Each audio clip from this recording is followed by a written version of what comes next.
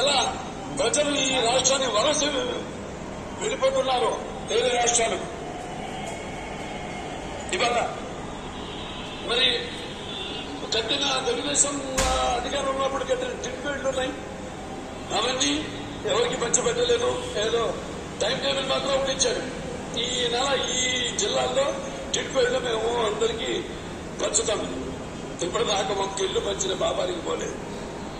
ఎవరు చెప్పారని చాలా సందర్భాల్లో.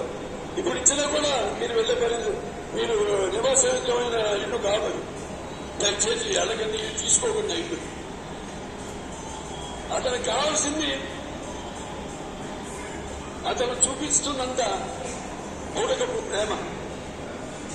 మళ్ళీ ఎలక్షన్లు వస్తున్నాయి, మూడని పథకాలు అందరికీ ప్రకటిస్తున్నాడు. ఎందుకో మళ్ళీ వచ్చాక కాదు, ఇప్పుడున్న ఇప్పుడు అయిపోతున్న 3 నెలల్లో ఎన్నికలు రాబోతున్నాయి.